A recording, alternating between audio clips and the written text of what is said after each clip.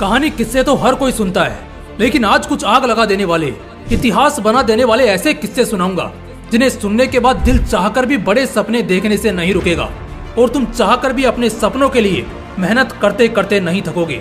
कामयाब होने के लिए दो चीजें चाहिए, जिद्दी दिल और पागल दिमाग। ये दोनों हो जाएगा इस वीडियो के आखिर तक, इसकी गारंटी मैं लेता हूँ। लेकिन इस वीडियो को आप पूरा देखोगे, इसकी गारंटी आप लो। तो चलो बिना एक भी सेकंड गंवाए कुछ महान जिद्दी लोगों से मिलते हैं। एक बंदा जिसकी जिंदगी किसी रोलर कोस्टर राइड से कम नहीं है। एक पल में लगता है कि बहुत ऊंचाई की तरफ खिंच रहे हैं, तो वहीं दूसरे ही पल लगता है कि अब सब खत्म हो जाएगा। लड़का बचपन से ही बहुत रूड, जिद्दी और अजीब किस्म का था। सवाल तो इतने पूछता कि मास्टर इससे परेशान होकर इसे क्लास से बाहर निकाल देते। हाई स्कूल करने के बाद जब ये अपने कॉलेज टाइम में था, उस समय से ही बंदा आजाद होने लगा। वो सोचने लगा कि इस भेड़ चाल की पढ़ाई में और ये हर 6 महीने में डिप्रेशन के नाम पर होने वाले सेमेस्टर एग्जाम से कुछ भी नहीं मिल रहा है।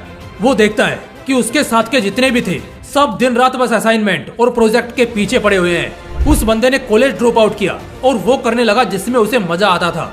उस समय वो लड़का सिर्फ 18-19 साल का था। उसके सामने उसकी एक खूबसूरत जिंदगी पड़ी थी जिसे वो बहुत रोशन कर सकता था, लेकिन नहीं, उसने अंधेरा चुना। ऐसा उस वक्त दूसरे लोगों को लगता था। उसको शुरू से खुद पर बहुत विश्वास था, लेकिन इस पॉइंट पर डर लगने लगा। लेकिन अब जब आजाद हो ही गया है तो तबाही तो लाएगा ही। 20 साल की उम्र में एक गैराज से उसने एप्पल जैसी इतनी बड़ी कंपनी को जीरो से स्टार्ट किया। अपने बवाल इनोवेशंस और टीम एथिक के योगदान से अगले 10 साल में कंपनी 2 लोगों से अब $2 बिलियन तक पहुंच गई। लेकिन तभी उसे निकाल दिया गया। हाँ, उसे खुद उसकी बनाई हुई कंपनी से निकाल दिया गया। उसने अपने से भी ज्यादा टैलेंटेड आदमी को कंपनी संभालने के लिए हायर कर लिया था और एक समय बाद दोनों की ही नहीं बनी। दोनों के आइडियाज बिल्कुल नहीं मिलते थे। इस वजह से दोनों के बीच झगड़ा हुआ, जिसमें बोर्ड ऑफ मेंबर्स ने उस दूसरे बंदे का ही साथ दिया और इस बंदे को उसी की कंपनी से फायर कर दिया गया। बंदा अपने ही बनाए हुए साम्राज्य से बाहर कर दिया गया, लेकिन टूटा नहीं। एक नई कंपनी बनाई जिसे एक बार फिर उसने अपने तगड़े इनोवेशंस के दम पर इतना तेजी से ऊंचाई पर पहुंचाया कि एप्पल की हवा अब टाइट होने लगी।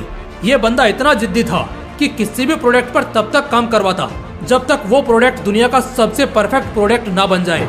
और यही कारण था कि अब उसकी नेक्स्ट कंपनी भी बुलंदियों पर चलने लगी। फिर एप्पल ने नेक्स्ट कंपनी को खरीदने का ऑफर किया। इसके साथ ही अब स्टीव को दोबारा एप्पल के सीईओ के रूप में ऑफर मिला, जिससे अब वो अपनी कंपनी के साथ दोबारा जुड़ सकते थे। बंदे ने हाँ किया और दोबारा एप्पल को उसकी बुलंदियों पर पहुंचाया और बन गया सदी का सबसे जिद्दी एंटरप्रेन्योर, जो अपनी जिद से किसी को भी हिला सकता था। ऐसी जिद चाहिए जो जिगरा दे कॉलेज ड्रॉप आउट करने के बाद भी उस डर से लड़ने का। ऐसी जिद चाहिए जो हिम्मत दे बड़े सपने देखने की। ऐसी जिद चाहिए जो बेइज्जती का बदला लेने की ताकत दे। जिद बहुत बड़ी चीज होती है। एक बार किसी आम आदमी ने किसी भी बड़े सपने को हासिल करने की जिद कर ली तो फिर वो आम नहीं रहेगा, सितारा बनकर चमकेगा। इसी जिद और पागल लोगों की इतिहास रचने वाली कहानी में मैं आपको एक और शख्स से मिलाता हूँ और आप इसे जरूर जानते होंगे, लेकिन जानना इम्पोर्टेंट नहीं है, इम्पोर्टेंट है खून खोलना। जब हम ऐसे महान लोगों की पागलपन वाली कहानी सुनते हैं, फेलियर फेलियर और सिर्फ फेलियर, लगातार फेलियर मिलते रहने के बाद सक्सेस हासिल करना तो फिर भी एक इंस्पायरिंग जर्नी होती है। और जितने भी लोग सक्सेसफुल होते हैं उनमें से मोस्ट ऑफ इसी फ्लो में जाते हैं, जबकि कुछ लोगों की किस्मत में चांदी होते हुए भी स्ट्रगल करना पड़ता है। अगली कहानी कुछ इसी तरह की है। जी हाँ, ऑनलाइन पब्लिकेशन में इतना बड़ा नाम कि जब वो सेल हुआ तो उसका वैल्यूएशन $315 मिलियन था। जी हाँ, एक लड़की शुरू से बहुत इंटेलिजेंट और क्रिएटिव, फैमिली की फाइनेंशियल सिचुएशन भी बहुत अच्छी थी। बहुत कम उम्र में कैम्ब्रिज यूनियन यूएस में तीसरी वुमेन प्रेसिडेंट बनी। जो पहली किताब उसने लिखी वो one of the best selling किताब रही। इसके अलावा कई आर्टिकल्स जिसे उसने लिखा सबको बहुत अच्छे रिव्यूज मिले। इसी बीच उसकी मैरिड लाइफ में प्रॉब्लम आ गई, जिसके बाद वो बहुत स्ट्रेस में रहने लगी, लेकिन लिखना उसने कभी नहीं छोड़ा और बस अपने इसी एक्स्ट्रा ऑर्डिनरी टैलेंट के दम पर उसने अपना ऑनलाइन पब्लिकेशन स्टार्ट किया। उससे पहले जब उसने अपनी सेकेंड बुक पब्लिश की तो उसे 3 दर्जन यानी 36 पब्लिशर्स ने रिजेक्ट कर दिया। ये मानना मुश्किल होता है कि जो पब्लिकेशन आज पूरी दुनिया में इतनी हाई वैल्यूएशन में है, एक समय में उसे भी इतनी रिजेक्शन मिली। देखो, कहना और सुनना आसान होता है कि 36 पब्लिशर्स ने रिजेक्ट किया। असल में अगर किसी को 1, 2 या 3 बार ही रिजेक्ट कर दिया जाए तो वो बंदा दोबारा कोशिश करना ही छोड़ देता है, अपने आप को अनलकी मानकर पीछे हट जाता है। उसने हफिंगटन पोस्ट नाम की कंपनी लॉन्च की और इसकी भी शुरुआत कुछ ठीक नहीं थी। जो भी आर्टिकल्स और राइटिंग्स यहाँ पब्लिश होती उसको बहुत ही नेगेटिव रिव्यूज मिलते, लेकिन एरियाना हफिंगटन ने कभी गिव अप नहीं किया और एक समय बाद उसे एक डाइवोर्स स्टेट वाली डिप्रेस्ड लड़की के शुरू किए हुए आउटलेट के साथ लाखों करोड़ों लोग जुड़े, उसके काम को पसंद किया और वेब हिस्ट्री का ये one of the most successful outlet रहा। जिसकी वैल्यूएशन मैं आपको कहानी के स्टार्ट में ही बता चुका हूँ, जो थी $315 मिलियन। ऐसी ही एक और कहानी सुनाता हूँ आपको। दुनिया को मिठास चखाने वाला एक ऐसा नाम जिसने दुनिया की सबसे बड़ी चॉकलेट प्रोडक्शन कंपनी बनाई, जो आज हर घर में मशहूर है और दुनिया का सबसे फेमस चॉकलेट ब्रांड है। लेकिन आज जितना क्रेज इस चॉकलेट ब्रांड का है और जितना स्वादिष्ट ये खाने में लगता है, क्या लगता है इसका सफर भी इतना आसान रहा होगा? बिल्कुल भी नहीं। एक बंदा जो बचपन से ही एक एवरेज स्टूडेंट रहा, जैसे तैसे अपनी पढ़ाई पूरी करके 30 साल की उम्र में वो बंदा एक कारोबार में हिस्सा लेता है। ये बिजनेस कैंडी बेचने का ही था। जब उसने पहली बार कैंडी बिजनेस स्टार्ट किया था, उस समय वो बुरी तरह पिटा, पूरा बैंकरप्ट हो गया, उसका दिवालिया निकल गया।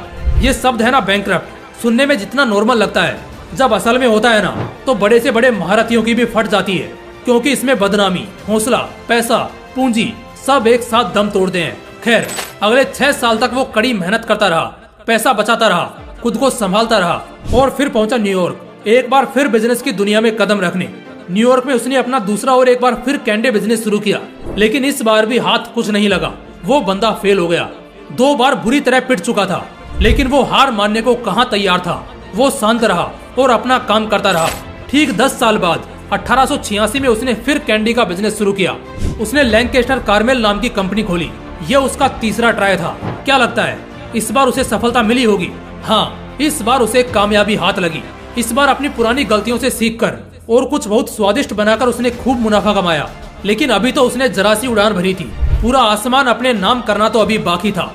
कहानी आगे बढ़ती है जब कुछ सालों बाद 1893 में शिकागो में वर्ल्ड कोलंबियन एग्जीबिशन हुआ, जहां पर इस बंदे ने चॉकलेट बनाने वाली पूरी प्रोसेस को देखा। अब तक ये बंदा सिर्फ कैंडी पर अपना बिजनेस बना रहा था, लेकिन चॉकलेट की कोई इतनी बड़ी कंपनी को आसमान छूते उसने उस वक्त नहीं देखा था। इसके दिमाग में अब एक चॉकलेट बनाने वाली कंपनी खोलने का ख्याल आया। कुछ सालों बाद साल 1900 में ये बंदा अपनी उसी candy production company Lancaster Carmel को $10 लाख में बेच देता है और इन सारे पैसों से वो अपने बर्थ प्लेस के जगह करीब 1200 एकड़ का एक फार्म खरीदता है और चॉकलेट बनाने वाली कंपनी हेर्शेज को शुरू करता है। आज 100 साल बाद हेर्शेज एक बहुत बड़ा ब्रांड बन चुका है, जो चॉकलेट के लिए पूरी दुनिया में राज करता है। और दोस्तों, उस जमाने में उस बंदे द्वारा शुरू की गई $1 मिलियन की कंपनी की वैल्यूएशन पता है आज कितनी है? सुनकर रोंगटे खड़े हो जाएंगे। $48 बिलियन।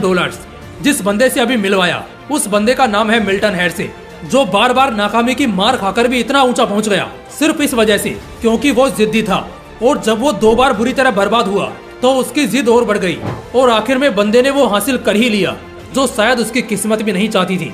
अगली ऐसी ही एक और बवाल कहानी सुनाता हूँ। एक ऐसा नाम जो दशकों तक दुनिया का सबसे अमीर आदमी रहा, जो दुनिया का सबसे बड़ा बिजनेसमैन कहलाता था। इनफैक्ट वो दुनिया की सबसे बड़ी कंपनी का मालिक है। हाँ, मैं बात कर रहा हूँ कई सालों तक वर्ल्ड रिचेस्ट मैन के पोजीशन पर लगातार बरकरार रहने वाले बिल गेट्स की।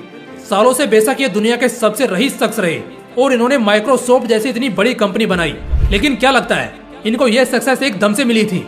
तो ऐसा बिल्कुल नहीं था। बिल गेट्स ने अपनी पहली कंपनी को चकनाचूर होते देखा है। वो कई रातों तक सोए नहीं थे। उन्होंने शुरुआत की थी ट्रैफो डेटा नाम की कंपनी से, जो असल में ट्रैफिक टेप्स के डाटा को प्रोसेस और एनालाइज करके ट्रैफिक में हेल्प करेगी। उन्होंने अपने बिजनेस पार्टनर पाउल एलन के साथ इस आइडिया पर काम करना शुरू किया, लेकिन ये लोग बुरी तरह बर्बाद हो गए। अपने पहले ट्राई में इतनी बड़ी फेलियर मिलने के बाद आदमी दोबारा कोशिश करने का हौसला ही खो देता है। लेकिन बिल गेट्स इस हार से झुके नहीं, बल्कि बहुत कुछ सीखे और इसी की बदौलत कुछ सालों बाद उन्होंने माइक्रोसॉफ्ट जैसी इतनी बड़ी कंपनी खड़ी की और दुनिया के सबसे अमीर आदमी बने। ये सिलसिला थमेगा नहीं, इसी तरह चलता रहेगा। अगर नाकामियों से डरकर रुक जाओगे तो जिंदगी भर के लिए रोते रहोगे। लेकिन इस स्टेज में जहां हार पहले मिलती है, वहां अक्सर बड़ी जीत के चांसेस बहुत ज्यादा होते हैं। एक और कहानी सुनाता हूँ। एक बंदा जो आज 8000 करोड़ का मालिक है, लेकिन एक समय यही बंदा पूरी तरह बैंकरप्ट हो गया था।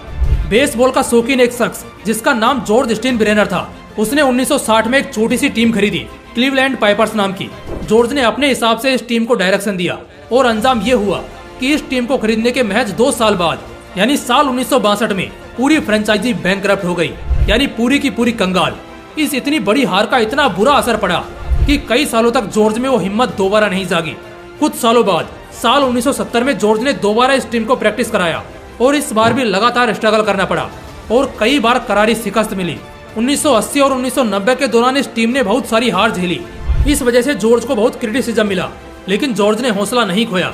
उसने बहुत से कंट्रोवर्शियल डिसीजंस लिए, जिसके बेस पर उसने खतरनाक कमबैक किया और फिर जो हुआ वो इतिहास में हमेशा के लिए दर्ज हो गया। 1996 से 2003 तक उन्होंने 6 वर्ल्ड सीरीज अपने नाम की और ये एक रिकॉर्ड सेट हो गया बेसबॉल की हिस्ट्री में। यही टीम जो इतने सालों से लगातार हार झेल रही थी, कंगाल तक हुई, अब यही टीम बेसबॉल की सबसे प्रॉफिटेबल टीम बन गई और इसके ओनर की नेटवर्थ आज के समय 8,000 करोड़ से भी ज्यादा है। किसने कह दिया कि कामयाबी किस्मत और हाथों के लकीरों की मोहताज होती है? असल में दोस्त, कामयाबी तुम्हारे हिम्मत और मेहनत की मोहताज होती है। कामयाबी एक बार में बेशक मिल भी जाए और शायद ना भी मिले, लेकिन जब तक तुम हिम्मत नहीं हारते, एक ना एक दिन कामयाबी मिलती ही है। जितने भी लोगों के अभी हमने किस्से सुने, इन लोगों की कहानियों में जिद और पागलपन शामिल रहा है। पहली तो है जिद, एक ऐसी जिद जो बस इस बात की मंजूरी देती है कि साला जो सपना देखा है उसे हर हाल में हासिल करके रहूंगा। और दूसरा है वो खतरनाक पागलपन जिसकी मैं अक्सर बात करता हूँ। हाँ, वो पागलपन जो कभी हिम्मत नहीं हारने देता, जो कभी उम्मीद नहीं मरने देता। दोस्तों, इस वीडियो से बेशक बहुत से लोगों को बहुत कुछ सीखने को मिला होगा और मुझे पूरा यकीन है कि बहुत से लोग इसी तरह आगे कुछ ही सालों में बहुत कामयाब होते भी दिखेंगे। बस अपने अंदर की उस जिद को मरने मत देना, उस पागलपन को मिटने मत देना। किसी का बाप भी तुमको इतिहास में छपने से नहीं रोक सकेगा। दोस्तों, अगर वीडियो अच्छा लगा तो इसे अपने दोस्तों के साथ जरूर शेयर करना। फिर मिलते हैं नेक्स्ट वीडियो में एक बवाल मोटिवेशन के साथ। जय हिंद, जय श्री कृष्णा।